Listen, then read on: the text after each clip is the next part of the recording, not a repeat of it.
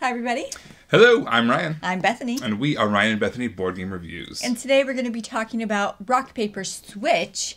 But before we do, let's get into our Pounds and Inches segment. This is where we talk about what Ryan and I are trying to do to achieve better health in our lives.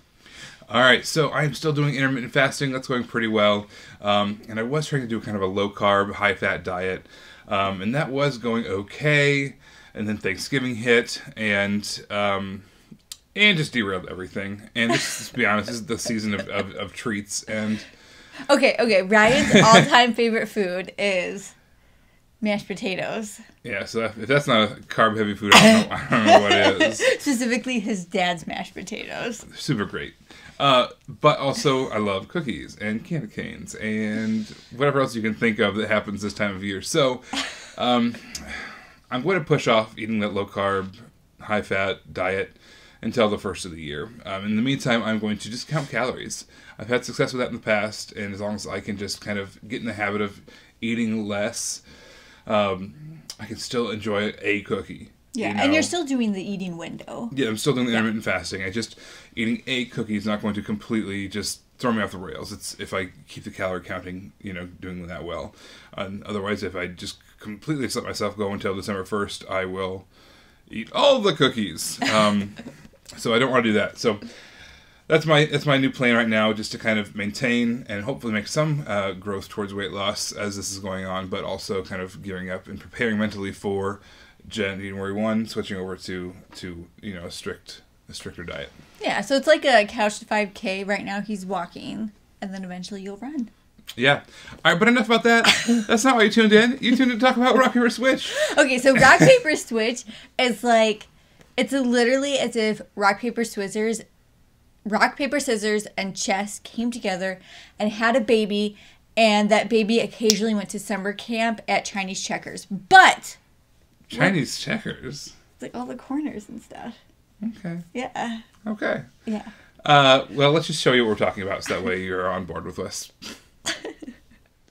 Here is the board for Rock, Paper, Switch. As you can see, it looks a lot like a chessboard. Only things are kind of set up from the angles as opposed to, this half the board versus that half the board. In a 3 or 4 player game, there would also be pieces on this corner and on that corner as well. As the name would suggest, there are 3 different types of pieces in the game: rocks, papers, and scissors. Now the rocks are the first thing in your lineup here. They can only move 3 spaces, but they can move in any direction. So I could move this piece 1, 2, 3 pieces, or I could have moved it diagonally. Now the paper, they can move an unlimited number of spaces. However, it has to be orthogonally along the lines here. The last piece, scissors, similar to the paper, can move any number of spaces, but it has to be diagonal. Following the theme of rock, paper, and scissors, in this game, the rocks can only take out the scissors can only take out the paper, and the paper can only take out the rocks. So in this case, we could take the paper, we could go run it all the way down here, and have it remove that rock. And that piece is now safe because there's no scissors to kill that paper over there. There's only paper and rocks touching it. However, as a way to get out other pieces, there's those 4 spots in the center that have those kind of switch symbols. When someone lands on one of those, what they can do is they can switch out one of their pieces for any other piece on the board of their own.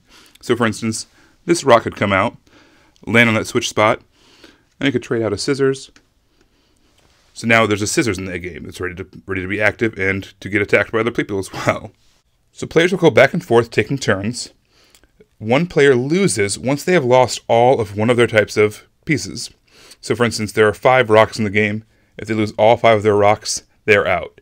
So to stay in the game, you must maintain at least 1 rock, 1 paper, and 1 scissors to keep on fighting. The last player who still has one of each of those pieces still on the board is going to win the game. As I'm sure it is with a lot of families, rock, paper, scissors comes into play a lot for us. Like, a lot. Like when the girls were babies, rock, paper, scissors was how we decided who was changing the next diaper. Rock, paper, scissors is how we decided who was getting up in the middle of the night when there was an ear infection. Rock, paper, scissors is how we decided who turns off the light when we both get into bed at the same time, because it's always who's in bed last, so we kind of rush each other to that. So if we're in the bed at the same time, rock, paper, scissors solves all our problems. Yes. It's like, who pumps the gas? Honestly, everybody should use rock, paper, scissors to solve all their arguments like that. It has helped tremendously. And I love that they are able to implement the feeling of rock, paper, scissors, blend it with chess, and push out this board game. It was so much fun. Yeah, and chess is something that kind of means a lot to me. Before I was like heavy into the board game hobby, we're talking like 20 years ago, I really played chess quite a bit. You know, we played it with my dad. I played it with our extended family. I did a chess, play by email kind of a thing with a coworker, and it was I just really like chess. But as you get more and more into the board game hobby, lifestyle games like chess it's hard to sustain them because you're constantly playing other games, and I love playing a variety of different games. So as a result, if I were to play against a chess player, I would lose drastically. But this gave me that same sense of planning and having these cool plays in a way that didn't make me feel like I need to study this game and play it 100 times and then, play it against other people who played it 100 times and we're going to be equally balanced. No, you just got to open the box and have fun. And I really enjoyed that about this game. Yeah, I like that this is, it's not a kid's game, but it can be a family game. And the nice thing about that is you don't have to worry about the kids destroying the game. The components that you could probably see when Ryan was showing you was like these, what'd you say, silicone? Like a silicone kind of rubberiness. Yeah. Kids aren't going to mess this up while they're trying to try different things and move stuff around. And so that was a bonus in my opinion that it had that. And like Ryan, I also played chess growing up, but by playing chess, I played with Brother Matt. Some of you might have met him in previous episodes, and lost continually because Matt did have books that he would study, and it didn't matter, and I would just lose after, if I got to 5 turns, I was pretty proud of myself. And even though I still lose as frequently in this one, it's just so much more enjoyable. Like, getting killed by a piece of paper doesn't affect me nearly as much as being demolished by a rook. Don't know why it is, but that's just what it is. The paper cut would hurt, though. The silicone paper cut? Well, it's a metaphorical paper cut. I don't know. And she mentioned, playing this with kids. We played it with our 6-year-old. She had a fantastic time. She picked up on the rules right away because we do play rock, paper, scissors quite a bit. And while we haven't taught her chess, just the idea of moving pieces around on a board, she caught on to everything really quick. And she was able to be competitive, almost right away.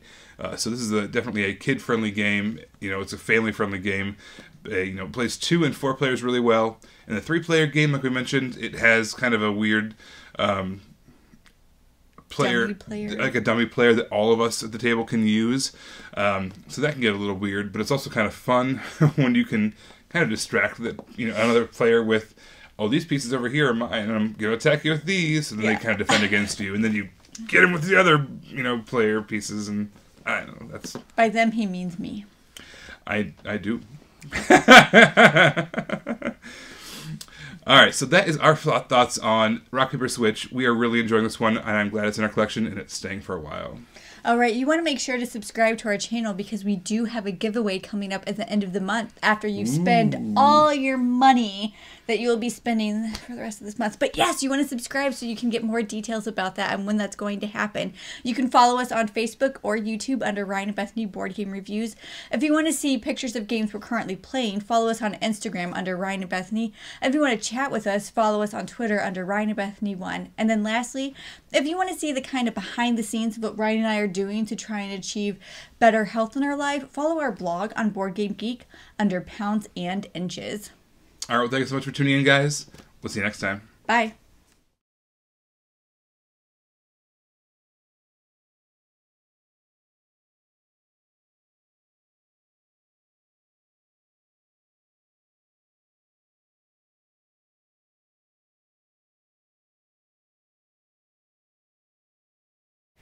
As I sure as... That's not even... None of that was words. None of that was...